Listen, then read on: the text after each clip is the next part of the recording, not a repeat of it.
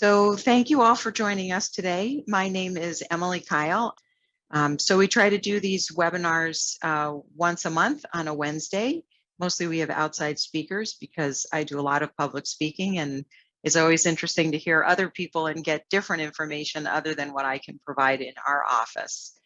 So today I'm thrilled to have Lori from the fire department in Scottsdale speak to us about fall prevention and other ways to stay safe at home. So with that, Lori, I'm going to give you the floor and I'll be here. And folks who are attending, if you have questions, you can type them into the chat box or the Q&A and we'll answer them. Lori will answer them. I don't know anything about fall prevention except falling is very bad for you. So try not to do it. So we'll let you go ahead and put your PowerPoint up and we'll look forward to your presentation. So thank you so much for being here with us. Okay, so what is it that you're seeing on your share screen right now, actually? I just see us, no PowerPoint at this point. Okay, let me stop sharing and go to window. Just make sure that we're doing the right thing here. Okay, what is it that you're seeing now? We are good now. Okay, fantastic. Your slide. Yep. Okay. All right. Hey, everybody. Thank you so much for joining us on this. And I'm so excited that, you know, the estate planning and being prepared is a huge, huge thing. You know, and having all the documentation all in one place is a huge help to those of us who are left behind. I went through that with my father, unfortunately, last year, and I'm still finding and looking for things that maybe I probably should have had my hands on before that. One of the huge issues that we have as we age is falling, and also as we age, we are back into that high fire risk. So under the age of 5, and then as we get older, because our mobility is a lot smaller than we tend to put ourselves a little bit more at risk than maybe as we were younger. So that is what we're going to cover today, and I hope that you guys have a lot of interest and think about this for yourself as well as maybe a loved one as we discuss this. So before we really get into the meat of it, I wanted you guys to this is going to move for me. There we go. Do you see? Take a little note. I'd like you to think about what you already think you know about fall and fire prevention, and then maybe make a note of 2 things you want to know about that. And then at the end, I want to see if we reinforced what you thought you knew, or changed that, and or covered any of the questions that you might have had. And if we didn't, make sure that you fill us in so that we can make sure that we get those questions answered as well. So I want to give you a second to make that little note for yourself. Again, 3 things you think you know about fall and fire prevention, and 2 things you want to know about it. And we'll just go ahead and move forward just in the basis of understanding the fire service. In Scottsdale, we will respond to 911 emergencies, and I hope that you've never had to call 911, but they do need to know a couple of key pieces of information. They want to know where the emergency is. Yes, we can find you if you are calling from a landline. If you are calling from a cell phone, we will be able to find you as long as you are in a service area. But we would be able to find you in that. But they will always ask you where the emergency is in case you may not be where the emergency is. So, you know, think about if you are in, you know, let's say it's at your faith community and you know that the emergency is actually in another room or another building. You want to make sure that you're telling them where that emergency is so that the firefighters will park their rig and be close so that we're not carrying all of that equipment clear across some campus when we could have perhaps parked closer. They will want to confirm a phone number in case you get disconnected or hang up, or if we need to call you back to get more information.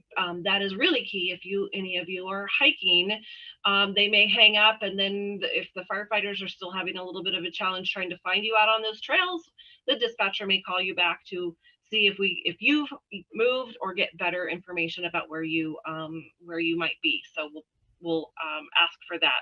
And then of course we want to know what the emergency is.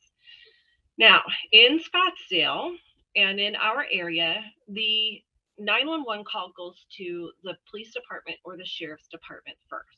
As soon as you identify that it's not bullets and bad guys that's the problem, then they will transfer you to the fire department. In our area, that actually goes to Phoenix. Phoenix Fire dispatches for about 30 cities in our valley. It is a system that is called automatic aid. We do not care the color of the truck or the name on the back of the shirt. We know that every minute counts. We know that a room can flash over in less than 2 minutes. That means everything in that room can be on fire. We know that a person in a cardiac arrest, their chances of survival goes down 10% for every minute that passes, especially if no one is doing CPR on them. We know that a person can bleed out from an arterial bleed in less than 3 minutes. So every minute counts. And if you happen to know, the average response time of the fire department is actually about 5 minutes.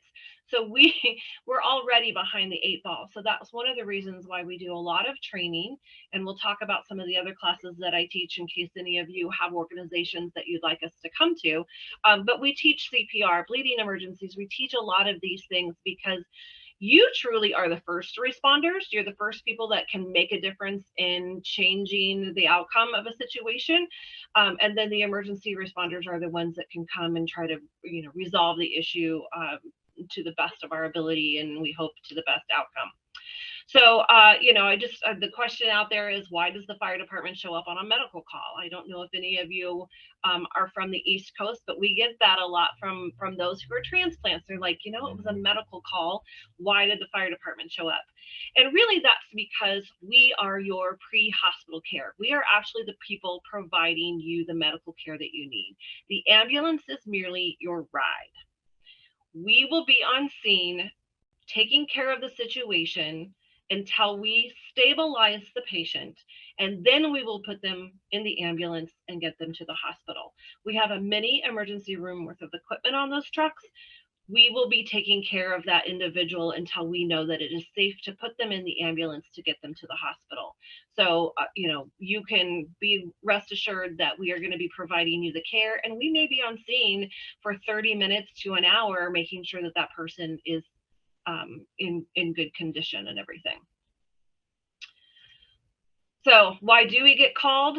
Well, amazingly enough, the most common call into the fire department, particularly with medical, it's not fire. It's not anything other than, gosh, hey, I've fallen. We have a lot of calls that come in that, we need to do a lift assist, or maybe they have fallen and we have some other injuries.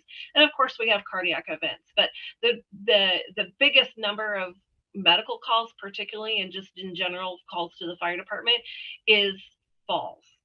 And falls can be life changing. We start falling at age 50. So this is not something where you need to be like, oh, I don't need to worry about this until I'm 60 or 70, or I don't have to. No, we start falling at age 50, which can be life-changing. And as we get older, that can be life-threatening. And a lot of people, as we get older, the injuries become more severe, and many times they go to the hospital and they're not able to go back to their own home. And that's really what we do with our Home Safe Home program with the fire department, is that we can come in as this free assessment. We discuss any issues that we may find. You get to choose whether or not you want to make any of the changes that we suggest. But it really is kind of raising that awareness of what risks you have and fix those, because no one wants to move out of their home. We want to age gracefully and safely in our own home. So let's make sure that we've got it into the best position that you possibly can. So I now want to have you guys think about what you do in a typical day. What do you do? Where do you go? What would you do if you lost your ability to take care of these things that you normally do daily? And that really is kind of one of those things that raises our hackles a little bit of, oh my gosh, what if I couldn't do this?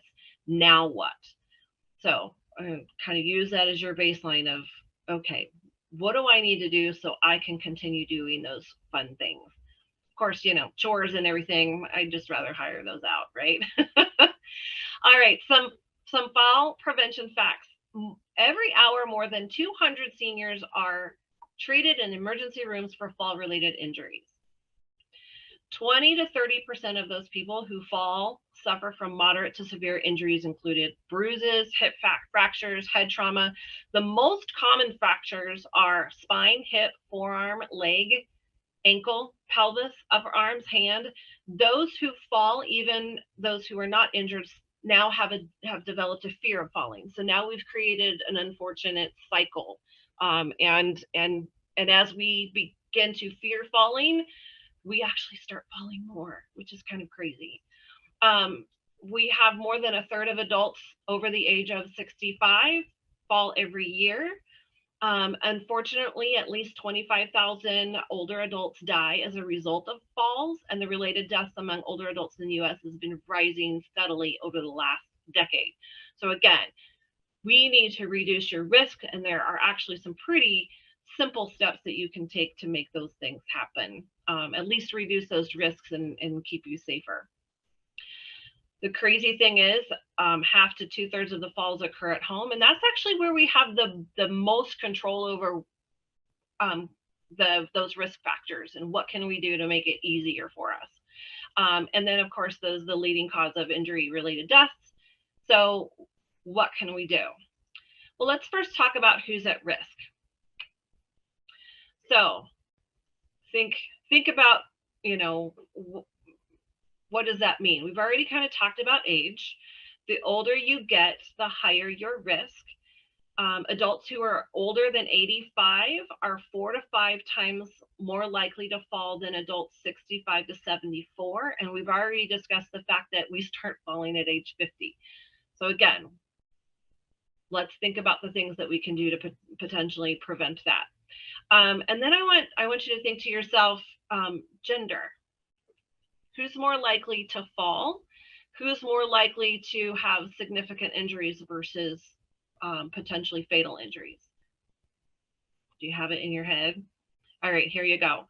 Men are more likely to die from a fall, nearly 50% higher than females. So men are more likely to die from a fall. And I think that tends to be because they, you know, even from birth,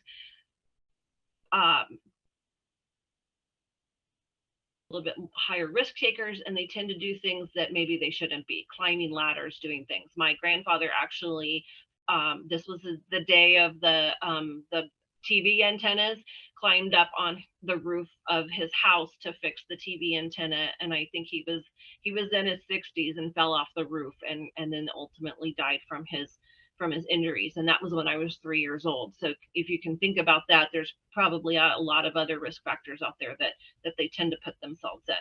Now, women are much more likely than men to have non-fatal fall injuries. They are 2 times more likely to have fall-related fractures. So we're breaking things, and that tends to be because we lose so much calcium in our bones, right? Adults who are older than 75 who fall are 4 to 5 times more likely to be admitted into a long-term care facility for at least a year or longer, and that's because of those injuries and trying to heal. Because the other key piece in all of this is that we don't heal as quickly as we did when we were 7, 8, or 9 years old, correct? So again, what can we do to keep ourselves from these dangers? Now, as we age, of course, there are things that, you know, there's not a lot that we can do about the fact that our bodies change, right? Our eyesight goes bad. Cataracts can limit vision. We have, you know, maybe somebody's even wearing the wrong type of glasses. The prescription needs to be updated. Visual acuity decreases in age. So it's really, really important that you get regular eye exams, because that can affect depth perception. That can affect the ability to detect and discriminate objects in the environment. That can decrease our ability to even see changes in the flooring and can cause us to trip and fall. So please, please, please make sure that you keep your eyesight up and in good health. And then, of course, our coordination and balance. we tend to, our center of balance can change as we get older, and we need to be actually more active. And a lot of people become more sedentary often as they get older. So we want to make sure that we're staying as healthy as possible and as active as possible, so we keep that coordination and balance in check.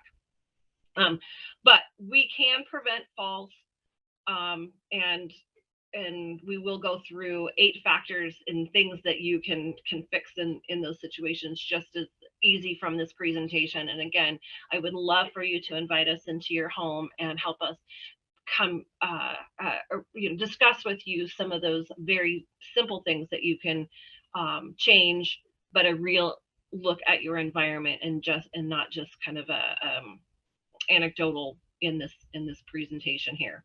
Okay. So here's where I want you to kind of do little tick marks for yourself. These are the factors that they have identified that increase your risk of falling. Okay, so hold up a finger or put a little tick mark on your piece of paper, for those risk factors that you personally experience, or maybe think about someone that you care about, and you think, oh my gosh, I didn't realize that maybe I need to be putting some things in place for my mom and dad or my neighbor or so forth. Okay, you ready? All right, here we go. Problems walking or moving around. That's already a huge win, right? If you're already having problems walking or moving, then your chance of falling is going to be significant. So that's kind of a no-brainer. Here's a big one. Are you taking 4 or more medications? What we have found that if you're taking more than 4 medications, you may be taking something that you don't need to be taking.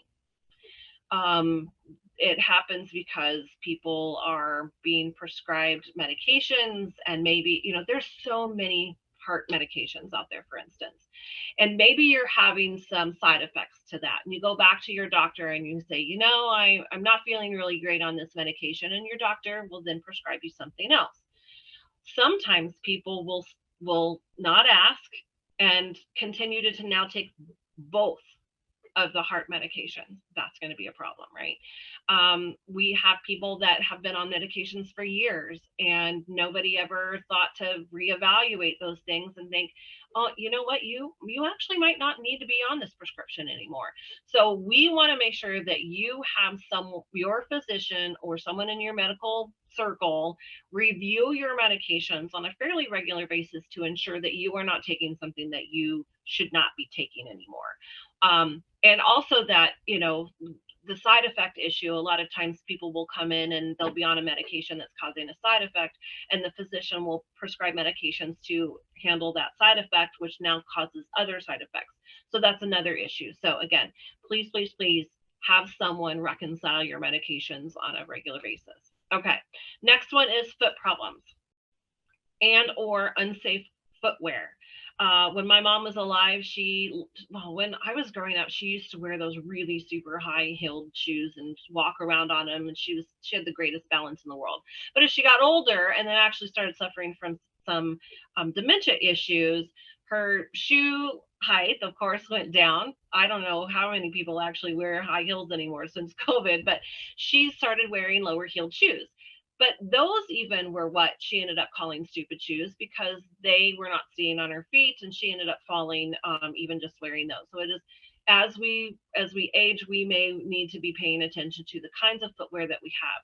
Now, I love my shoes. I have a whole closet full of shoes. I have actually had to reevaluate my shoes, and I've changed a lot of them. I still have a lot of footwear, but a lot of them are much lower heels, or they're more of a platform versus a kind of that steeple type of shoe, so that you make sure that you are being very careful about your footwear.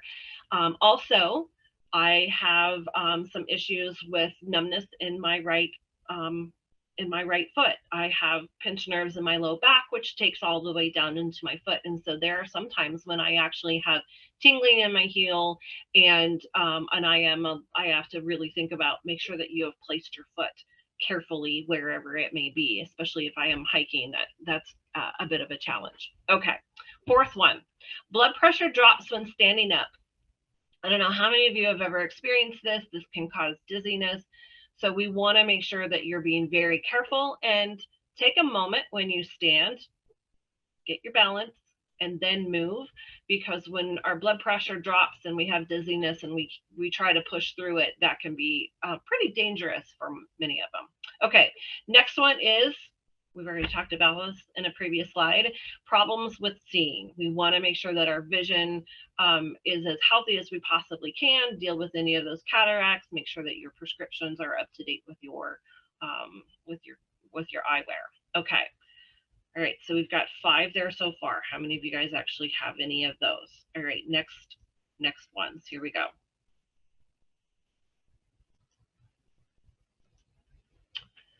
Are you over the age of 65?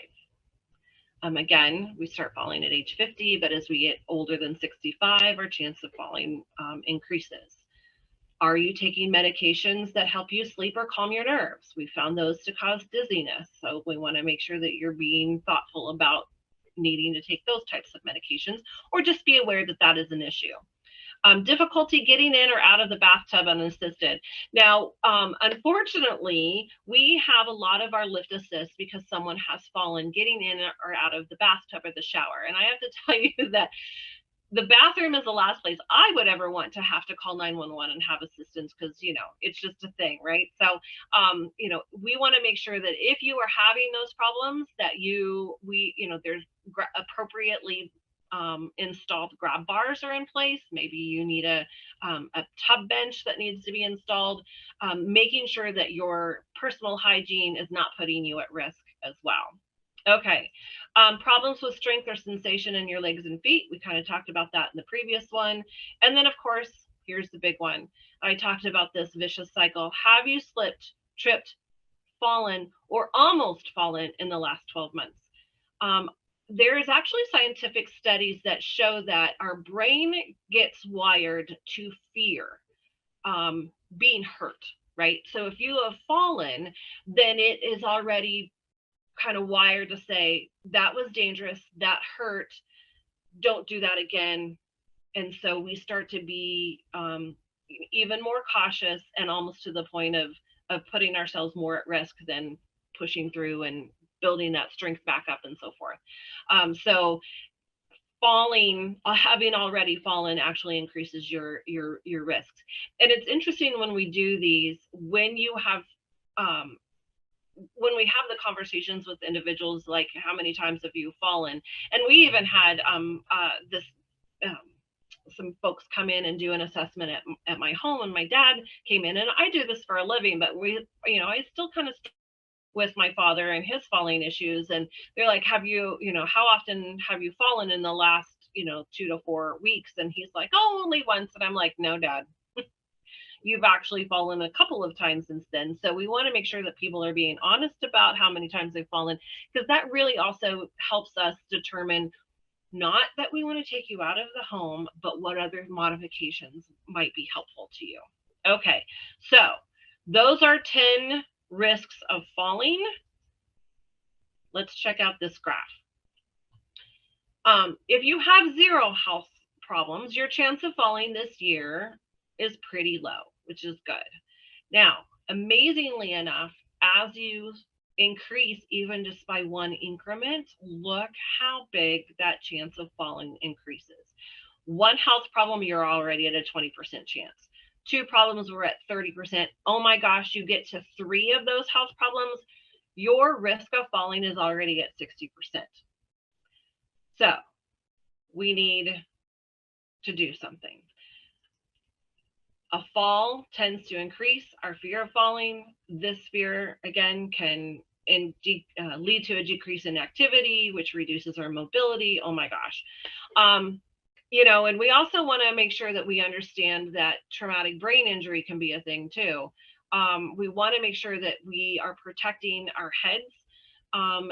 If you fall and you hit your head, we recommend, as you get older, and especially if you're on any kind of blood thinner medication, that you get checked out, because you may have developed a brain bleed and not even known about it. Unfortunately, we have had people who have fallen and told people, I'm totally fine. don't worry about me. And because of the bleeding that has now occurred in their brain, they pass away within an hour or 2 hours of that fall. So please, please, please do not fear going to the hospital. It's better for you to get checked out than it is for you to have the alternative. Okay, so we've talked about all of the risk factors. Let's talk about how you can prevent falling. So here are 8 ways that you can help reduce your risk of falling. All right, here we go. So the first one is, of course, exercise regularly. This helps build that strength, improve that balance and coordination, which is a huge thing for us. You know, it helps group exercises, help maintain your social health as well. So really take a look at what you have available to us. In the senior centers, there's all kinds of activities and exercise opportunities there. So I highly recommend that you check out what we've got, you know, in the senior centers in your area. And like I said, our senior centers in Scottsdale are fantastic. But, you know, really kind of think about what types of activities and exercises do you enjoy? Can you potentially use that to, you know, maybe engage your neighbors and enjoy those as well? And here's another thing. Consider even just video game fitness programs. Those can be very, very helpful to you as well and can increase your coordination, and you don't even have to leave your home. So think about those kinds of things as you are considering what your exercise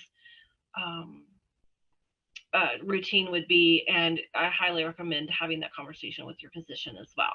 Okay, step 2, take your time. Remember that blood pressure is an issue, right? So get out of chairs slowly, get out of bed slowly. We have a lot of people who will have to call 911 in the middle of the night because they got out of bed to go to the bathroom. Gosh, I don't know how many times you guys go, but it seems like I'm going to 3-4 times a night.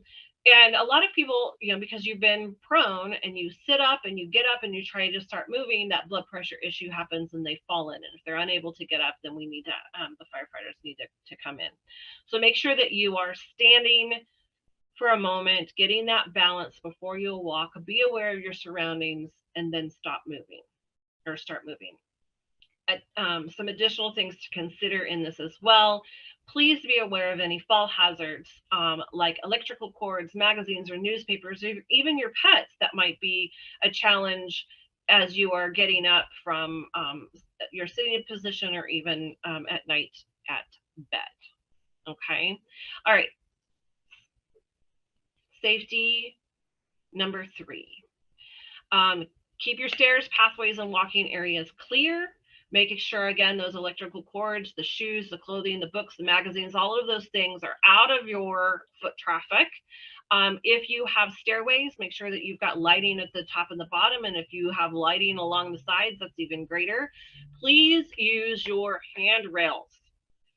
Please use your handrails. I have fallen downstairs.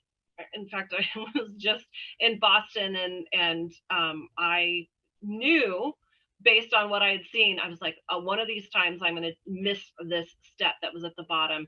And it was like, think about always having your hand on the handrail, so that will reduce your risk of doing that. Well, there was one time that I was going down the stairs and I was thinking about something else, probably was also looking at my phone, and I totally missed that bottom step. Thankfully, I didn't fall, but it was quite shocking. And I was like, I knew I was going to do that. My sister-in-law ended up putting some yellow tape on that bottom step just so that it was the visual reminder of, you know, watch where you're walking. But, you know, again, making sure that you know what you're doing as you're walking in these areas and keeping that area clear and using those handrails. Right, number 4, improving the lighting in and outside of your home. As part of our Home Safe Home program, we can provide you with some night lights. This is a big deal when our poor vision, that increases our chance of falling. So, you know, keep those in place. Motion sensors, you know, night light sensors, whatever you want to do. It might be helpful to keep a flashlight next to your bed. And then even at night, make sure that your walkways are brightly lit. So if you're going out at night, that you're not tripping and falling all over any of those kinds of things as well. All right, number 5. Non-slip mats and grab bars. Again, you know, it's a huge thing in the bathroom. We want to make sure that we're not putting ourselves at risk. One of the things that I've actually started considering is packing non-slip mats when I travel. I got married last December, and we stayed at a VRBO in Prescott, and they had this big beautiful tub, and I stepped in there. I was like, oh, this is a very slippery bottom. Well, and I ended up shaving the legs and taking care of business, and I shifted my leg to kind of get a better stance, and that foot slipped right out from underneath me, and I pretty much did a very non-graceful split. And it was funny because it was about a week later. I was like, gosh, my back really hurts. And I went in, and the chiropractor was like, what did you do? Did you fall? I was like, no. And then I realized, well, yeah, I actually did. I fell in the bathtub. And I run into these beautiful rental homes or even hotels where the tubs are beautiful, and they're very slippery because it makes it easier for them to clean, but it's very dangerous for you. So like I said, I'm actually considering being a safety nerd and bringing non-slip mats to put in the tubs while I'm traveling. Grab bars are a big deal too. And you want to have someone really look at where those grab bars need to be placed. You need to have one as you're entering into the tub. You probably need, one that you can grab while you're taking your shower. Highly recommend actually replacing your nozzle on your shower if you like showers, and having that be a handheld. You may want to, again, add that tub chair in there as well, just so that you reduce those risks of falling when we're trying to take care of our hygiene. Please also make sure that you're cleaning up liquid spills and keeping those bathroom floors dry. If you're anyone like my home, everything is tile, and you put a little liquid on there, and now we've got a huge slip hazard. So consider that. All right, number 6, be aware of those uneven surfaces. I don't know what it is, but as we age, we tend to love to add more and more and more throw rugs, which actually are tripping hazards. And we find that a lot of people are putting throw rugs over their carpets. And just a little hint to you, we have this idea that the throw rug is going to protect the carpet, and in fact, that it's actually often degrades those carpet fibers even more. So the only thing that you may be doing is, covering up a spill or traffic dirt that you can't ever get up because it's so old. But just so you know, you're not really protecting your carpet from anything by putting a throw rug on it. As we age, we tend to not pick up our feet, so we shuffle a lot. And so, when we're shuffling, we pick up those edges of the carpet pretty easily. Again, I have tile in my house. I've put throw rugs around my. It looks pretty, and it's kind of nice to be able to not put your feet on the cold tile. Now, Arizona summer's notwithstanding there, but I actually was avoiding tripping over my cat, and ended up catching my pinky toe on the edge of that throw rug next to the bed and broke my pinky toe. So again, we think that we're doing something really cool, and then we actually have put our safety at risk. So please be aware of those as well. I love this too. Now, this is NFPA, the National Fire Protection Association, and they do national fall and fire messaging. We don't really deal with ice and snow here, down here in the valley, except sometimes up in way north Scottsdale we get that. But if you do have homes up in the Prescott or the mountain area and things, please be aware of these issues as well. Okay, number 7. Well, wear sturdy, well-fitted shoes. This is really important and can make it so much easier while you're walking on less than ideal ground. Choose safety over fashion. I get it. It's hard for me too. But we really want to make sure that we are wearing shoes that are going to stay on our feet, that are actually helping us walk and not actually making it more difficult. And then finally, number 8, we talked about med reconciliation.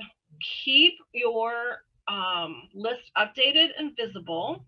The other thing that I want you to keep in mind is if you do have a medical emergency, those paramedics really need to know what it is that you are taking. and then they can provide that information to the hospital if you get transported as well. How we treat you may be affected by what medications you're taking. So we want to make sure that we know what it is that, and including your over-the-counter and maybe even your supplements, we want to know what you're on, so that we can protect you to the best that we can in those medical emergencies. And again, making sure that you have that discussion with your physician so that they can review, oh my gosh, you may be on meds that you don't need to be on anymore. As part of our Home Safe Home program, if you choose, I can get your list of medications and have our medical director take a quick look at it and see if there are any significant red flags in what you're taking. It's not a fail-safe, but it is something that we can have reviewed and maybe to take that back to your medical provider. Lori, All right. Can I ask you a question on this slide? Yes, let me go back. Go ahead.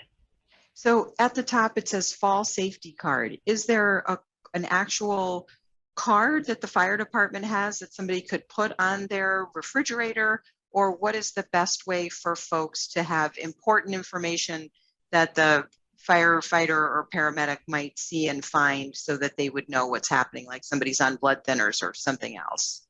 I love it. Okay, so the fall safety card is just the name of the slide. Okay. But your question, though, actually, the answer is we have what's called an Info for Life card, and it is free to you. And actually, I can get a supply of those for your practice if you want. But if anybody needs one, they're a little card, and I recommend that you fill it out in pencil in case you need to make any changes, or you just go ahead and fill it out in pen, and if something changes, contact us and we'll get you another card. It goes into a little magnetic sleeve that you can put on your refrigerator. If your refrigerator doesn't have the ability to have magnets attached to them, so it's stainless steel, we encourage you to keep that with your medications. A lot of people will have, especially if they're on multiple medications, they'll have kind of that box of them. But keeping that on there, that has the insurance information as well as any allergies that you have, because that's going to be really important for us to know as well, as far as medicine, and then any kind of medicine that you might be taking. We do provide those to you with our Home Safe Home visit, but we can provide you with those at any time, even without any kind of visit. So yes, definitely let me know if you want me to send over some of those for your office. Yeah, we would love to have them in our office. And another question that our clients ask us on a regular basis is they may have completed the do not resuscitate order on the orange paper, and they have put that again on the refrigerator. Everybody, the refrigerator is the first place for somebody to look, and it's usually a very accessible room.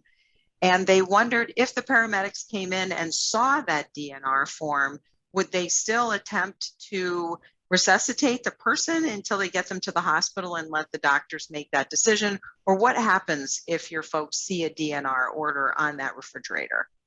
Okay, and we often will say, if you have a DNR, put it with your Info for Life card or whatever Sure. medication list and stuff. Okay, so here's the thing with DNR, and it's really interesting. Number one, if someone has a DNR, you should not be calling 911, because our job is to come in and try to resuscitate. So if that is not what that person wishes, then there are other methods to handle that death issue. Now, some people may be on hospice because they have cancer, for instance, but they have fallen and hit their head. They may have a DNR, but the DNR is more related to the cancer issue than the head injury. So we would want to potentially help that individual with their head injury. So you want to make sure that if you have a DNR, that you discuss with the people who are caregiving for you what your wishes truly are, so that they are very clear on what that DNR is. You must present the DNR to the medics. Otherwise, they will have to, by law, care for that individual. So we will, until you can, even if you say they have a DNR, you have to actually present that DNR to them so that they have direction on what it is that they need to do next. If someone has a DNR and you're traveling outside the home, I would also recommend keeping a copy of that on your person, in case something happens while you're away from home. Wonderful. Did that Thank you answer your so much. question? That does. That's perfect. Thank you so much. Okay, perfect. Okay, so we're going to talk a little bit about fire safety. Next, I'm going to try to keep this brief for you guys, but this slide here, and this is just a snapshot from 2007 to 2011. I need to go in and see if they have updated information, which I'm sure they do, but typically the numbers don't change that much. People who are dying from fires tend to be under the age of 5, and then we've got those who are 65 and older. They are counted for 30% of the home fire deaths. So we want to make sure that we're doing what we can to prevent fires, and there's actually some pretty simple things to do. We do cover these things in our Home Safe Home visits as well, but I want to make sure that you guys are aware of some of those simple things that you can do to help prevent fires, and what you should potentially do if there is one in your home too. Okay, step one, if you smoke, please smoke outside. There was an individual, he was one of our fire deaths a couple of years ago, and I remember he did not have a working smoke alarm, so we had one installed. We ended up having a fire. He lived in a mobile home. He was a heavy smoker, and he ended up taking the smoke alarm down because he was such a heavy smoker that kept putting the smoke alarm off. Well, he ended up dying in a fire set by his cigarette use, and he didn't have a working smoke alarm. So we always say smoke outside. It's much safer. The other thing that I want you guys to understand though too is make sure that you're disposing of your smoking materials appropriately. There was a huge fire in Colorado, and I met an individual who ultimately ended up becoming a firefighter, but he had significant burns all over his body, and he was one of the guys. He was one of 2 survivors in a house fire of 6 people, and the fire had actually been started. They were doing what they were supposed to do, which was smoking outside, but they were not disposing their smoking materials appropriately. They were putting it out in plant material. So that actually caused smoldering in that potted plant, and it caught fire and then set the house on fire because it was right next to one of the pillars on the patio post. And they didn't realize this when everybody went to bed. A couple of them were in the basement, some of them were upstairs, and yeah, there were about 6 people I think in the home. It might have even been up to 8 people, and only 2 of them survived, and just horrible thinking about that. So please think about your smoking. And of course, if you are on medical oxygen, please don't smoke. 7% of smokers whose smoking started reported home fires were actually on oxygen.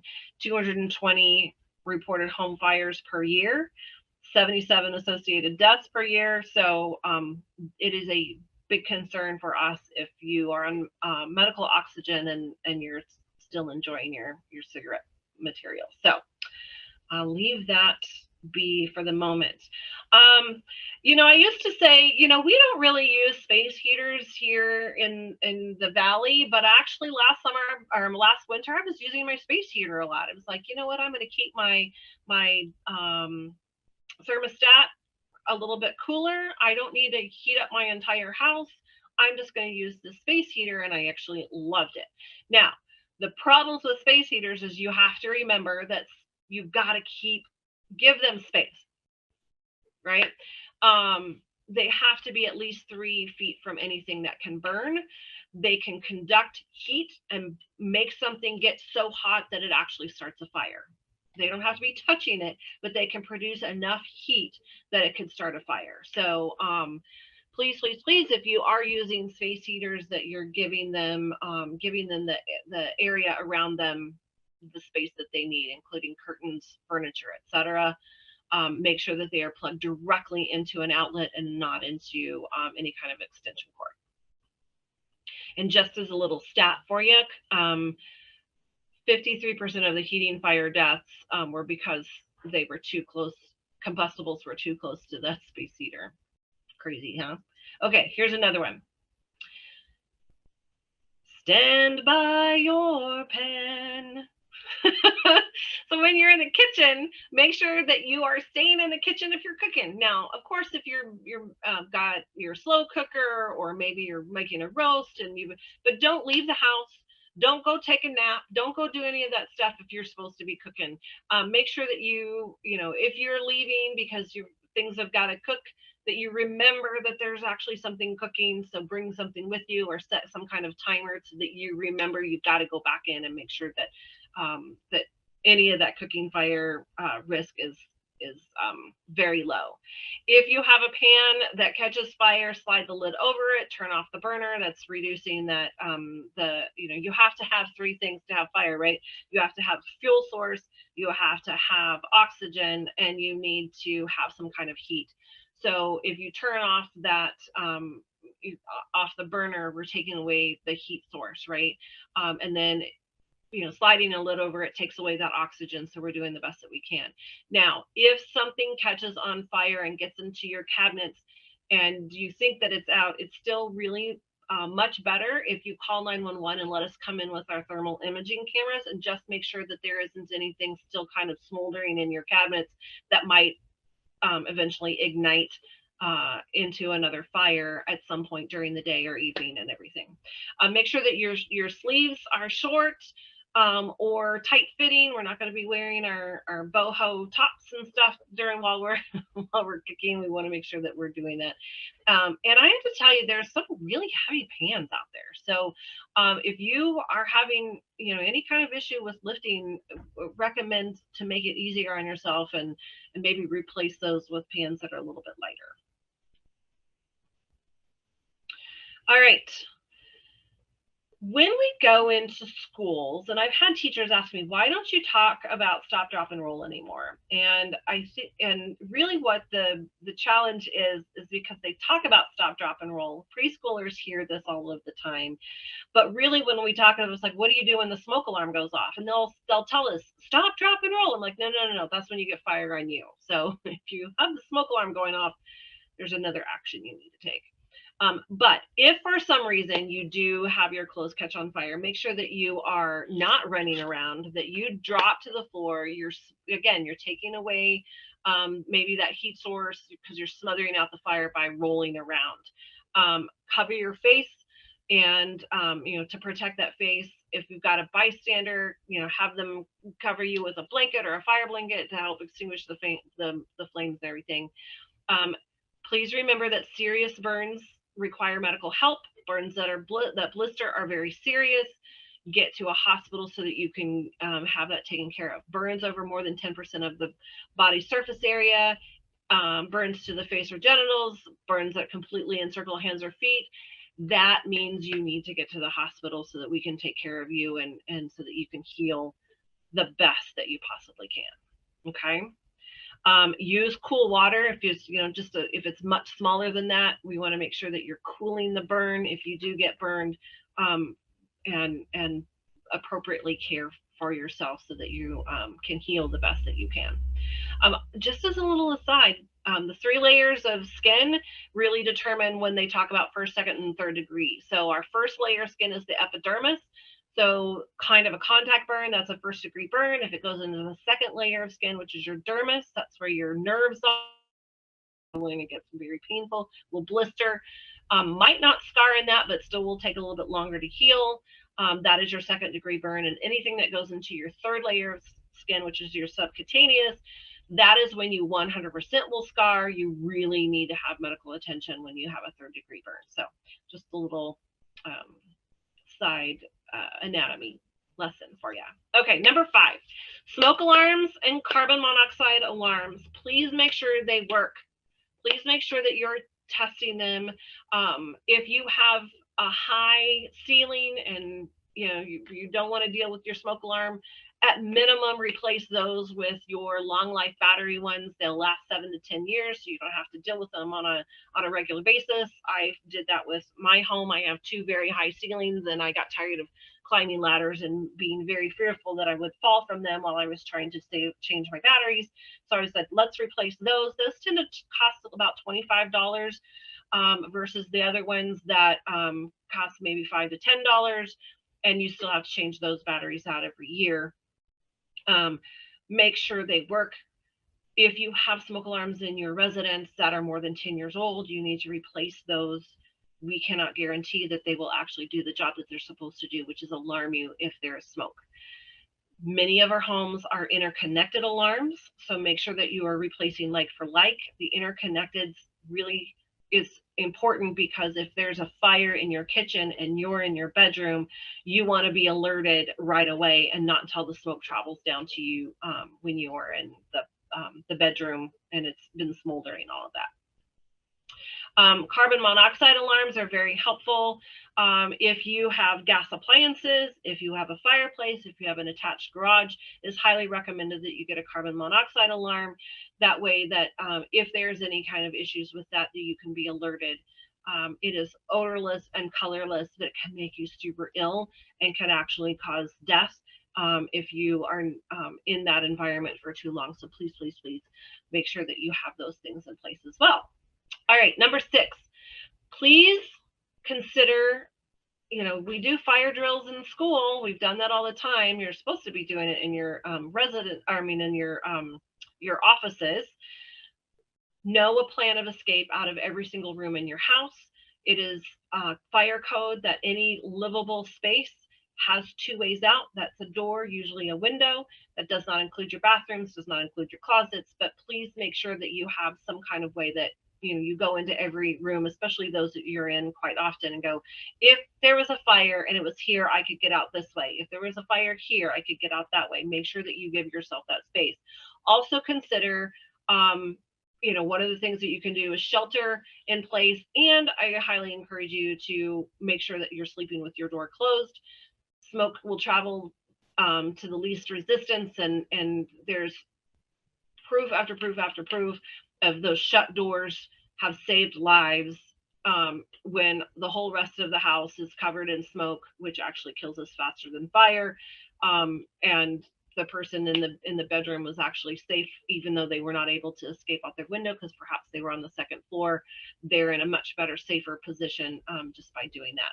And remember, do not go back inside if there's fire. There was a fire in Scottsdale about 12 years ago, and the husband and the wife got out. He decided he wanted to go back in to try to get something or do something. He got within 5 feet of the front door and collapsed immediately from smoke inhalation. And he said, I never in my life would have thought that that would have happened. And the firefighters were able to pull him out and save his life, clearly, but never go back inside when there's fire. All right, of course, call 911. When there's an emergency, we want to make sure that you are getting us called soon. One of the key things that happened when we had the diamond fire up in North Scottsdale was somebody went outside and they realized, oh my gosh, there's a fire over there, and they immediately called. We highly recommend that you call 911 before even trying to fight any kind of fire yourself, simply because we know how fast fire can grow and how fast it can move. So making sure that that you've got, your emergency responders on the way. And then finally, plan your escape for your abilities.